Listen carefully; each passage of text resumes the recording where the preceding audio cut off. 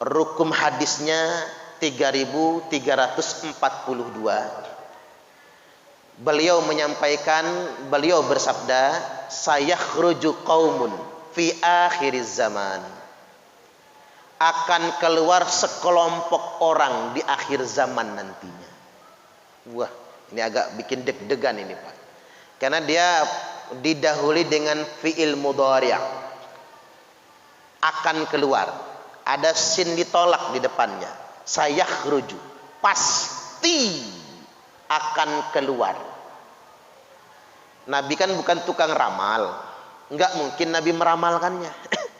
Nabi itu memberi informasi. Ini cuma konfirmasi hadisnya, penegasan. Setelah mendapat informasi. Akan keluar sekelompok orang pada akhir zaman nanti. Mungkin zaman sekarang lah mungkin ya. Ahdatsul asnan, usia mereka muda-muda. Usia mereka muda-muda. Tampak gagahnya, tampak semangatnya, tampak ngelawannya. Muda, semangat, ngelawan maksudnya Pak. Sufahaul ahlam. Tetapi mereka sufaha. Apa itu sufaha? Tidak mengerti agama. Kalau yang ngerti kan jamaknya fuqaha. Kalau yang nggak ngerti jamaknya sufaha. Mungkin bahasa kasarnya apa ya? Goblok. Mereka itu nggak ngerti agama tapi ngaku ngerti agama.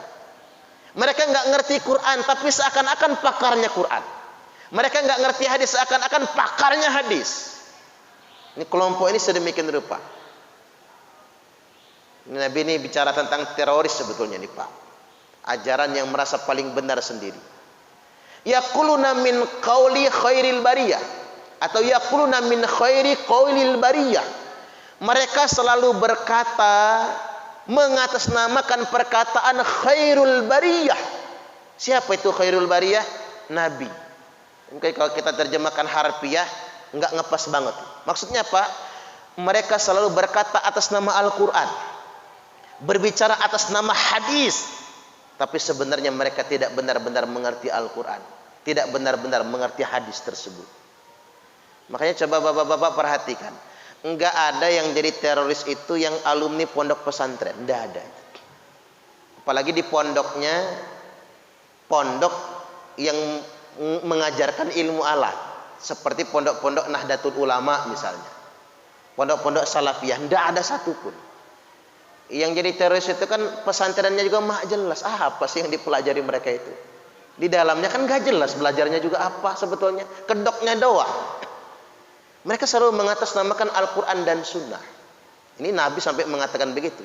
Yamrukuna minad dini kama yamruku sahmu minar ramiyah. Mereka akan keluar dari agama seperti keluarnya anak panah dari busurnya. Sebentar, ada kalimat terlewat. La yujawizu imanahum hanajirahum. Iman mereka itu tidak pernah melampaui kerongkongan mereka. Teriak mereka bicara iman dengan lisannya, bicara agama dengan mulutnya, Al-Quran dan Sunnah dengan lisannya. Tapi Quran dan Sunnah iman mereka enggak di sini. Hanya sampai kerongkongannya saja, kata Nabi. Ya kita ketipu Pak, ngelihat semangatnya, melihat penampilannya. Kayaknya penampilannya soleh banget tuh orang. Nanti ada ciri-ciri penampilannya. Soleh banget tuh orang. Ya merukuna minad dini kama ya meruku sahmu minar ramiyah. Mereka akan keluar dari agama ini seperti keluarnya anak panah dari busurnya. Sahabat sempat nyelananya sama Nabi itu. Maksudnya apa ya Rasul? Hari ini dia beriman, besok dia akan membunuh kalian. Hari ini dia ngaku beriman, besok dia akan membunuh kalian. Dengan mudah mengatakan halal darahnya. Sampai segitunya.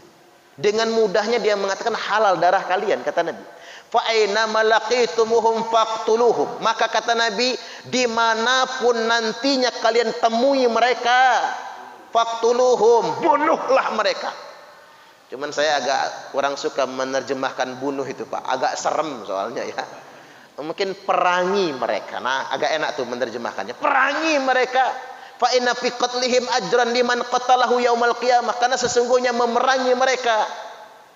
Padahal fi qatlihim itu membunuh mereka tuh. Harfiahnya benar.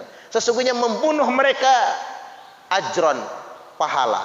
liman qatalahu yaumal qiyamah, bagi yang membunuhnya pada hari kiamat nanti. Jadi sebetulnya yang gede pahalanya bukan terorisnya. Yang gede pahalanya itu Densus 88, Pak. Jadi yang mati syahid itu bukan teroris. Kalau terorisnya mati sangit, udah mutung sama bomnya. Yang mati syahid itu Densus 88. Jangan terbalik logika berpikir kita. Karena yang memeranginya yang justru pahalanya gede banget. Umat Islam nggak boleh hitam putih.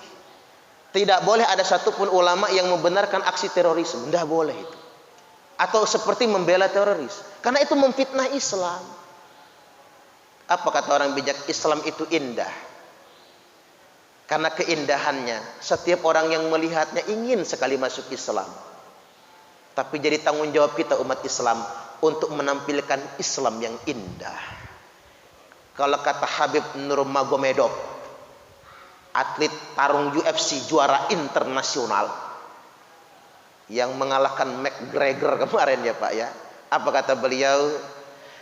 Orang melihat Islam bukan dengan mempelajari Al-Quran, tapi orang melihat Islam dengan melihat perilaku kalian. Maka perindahlah kelak perilaku kalian, kata Habib, agar orang melihat Islam itu indah. Iya juga ya Pak. Non-Muslim itu tidak belajar Islam dengan cara membaca Quran, tapi mereka melihat kelakuan orang Islam. Ini penting tanggung jawab kita sebagai orang Islam. Memerangi mereka, saya kembali ke hadis tadi, memerangi mereka itu pahala. Makanya kita umat Islam semua lapisan dengan kemampuan masing-masing harus memerangi terorisme.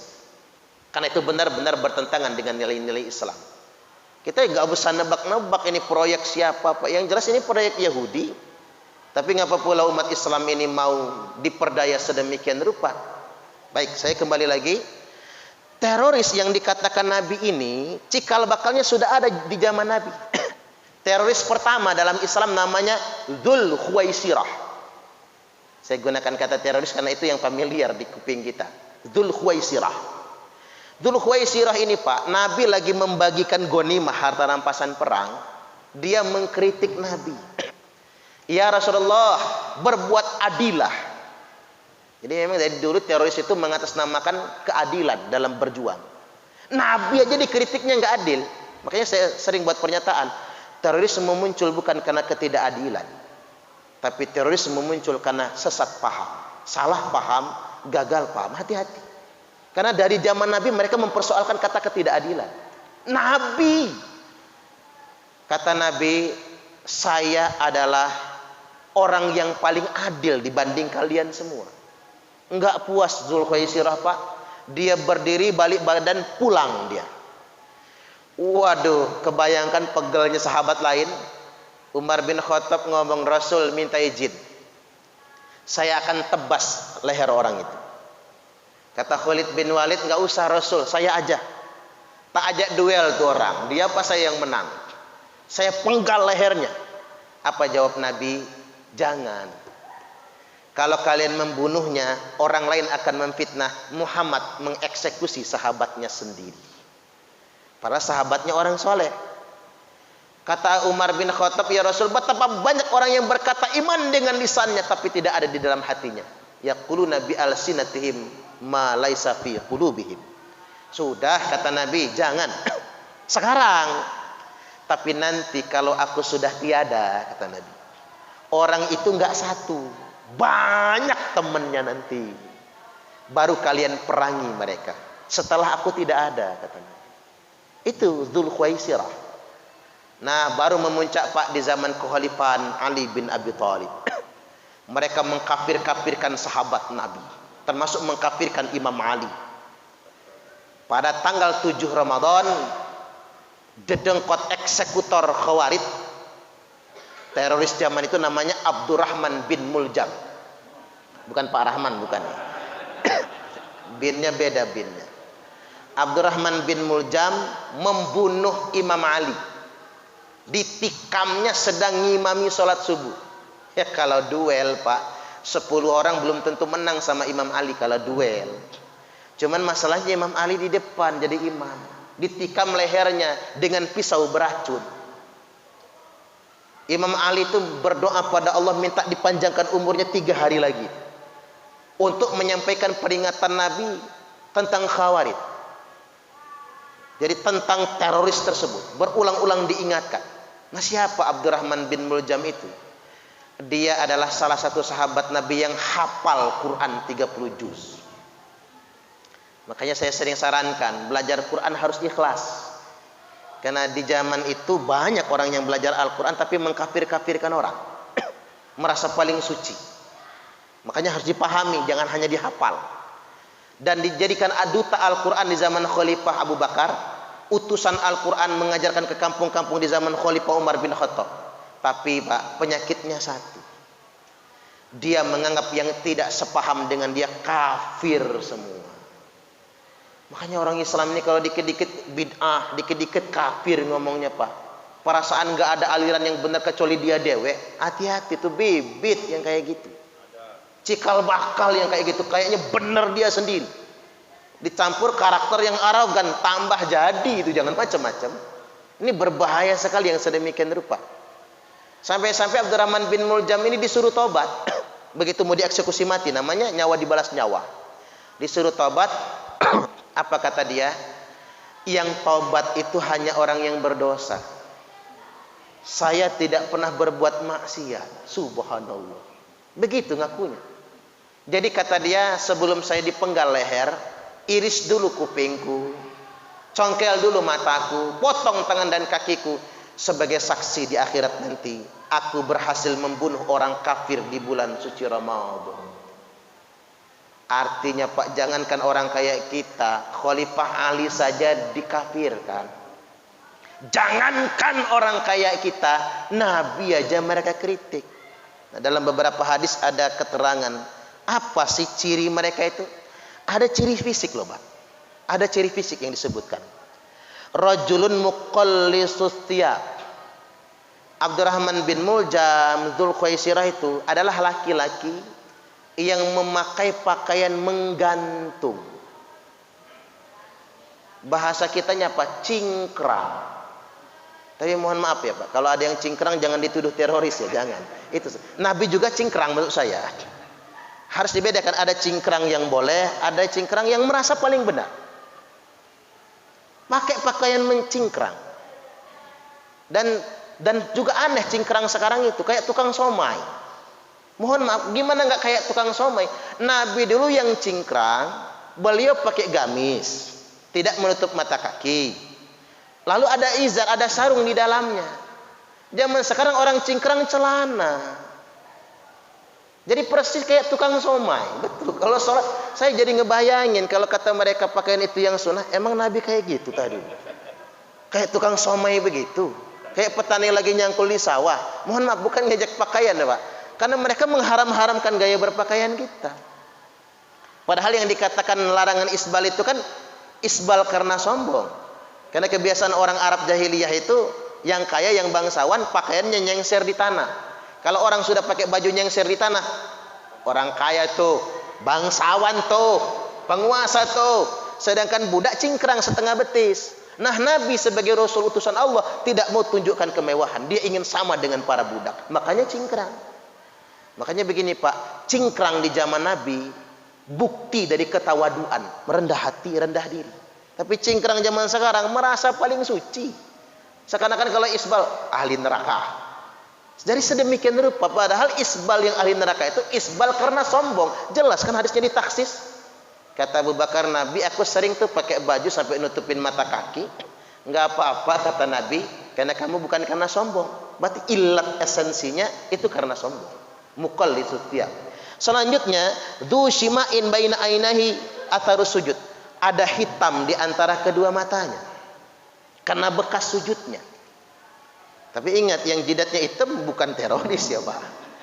Saya nggak menyalahkan itunya, bukan itunya maksud saya. Cuman dari segi penampilan mereka memang punya penampilan yang maksimal lah katakanlah. Ya kan, orang jidatnya hitam karena rajin sujud. Ada yang waktu sujud diurek-urek kan. Ada yang karena kejedut tiang listrik kan gitu. Ada yang karena diketok istrinya. Tapi ini hadis soalnya menyampaikan tentang bagaimana gambaran fisiknya sedemikian rupa. Kalau karangan saya nggak mau saya menyampaikannya. Tapi karena ini hadis di Sahih Muslim nomor 1066 dan Musnad Imam Ahmad 5307. Memang sedemikian rupa keterangannya. Oke, saya ingin tegaskan, bukan jidatnya yang salah, bukan cingkrangnya yang salah, bukan janggutnya yang salah. Bahkan mereka ini rajin berjamaah ke masjid. Bukan berjamaahnya yang salah. Bahkan orang Khawarij itu kata Imam Ali menghatamkan Quran paling telat seminggu sekali dalam sholat tahajud. Kalau kita kan megang mushaf tadarusan, mereka tidak. Dalam sholat tahajud. Bukan tahajudnya yang salah, bukan hafalan Qurannya yang salah, tapi keyakinannya. Karena dia merasa paling suci, merasa paling benar sendiri. Nah, ini yang benar-benar harus kita antisipasi. Zaman Nabi sudah ada, apalagi zaman sekarang. Karena Nabi menyebutkan dalam bahasa sayakhruju fi akhir zaman, akan keluar pada akhir zaman kaumun, sekelompok orang, dan ini akan menjadi fitnah bagi umat Islam dan digunakan oleh orang-orang barat untuk menuduh Islam sebagai agama teroris. Na'udzubillahi min dzalik. Jadi sampai di sini dulu kita buka sesi tanya jawab. Saya persilakan.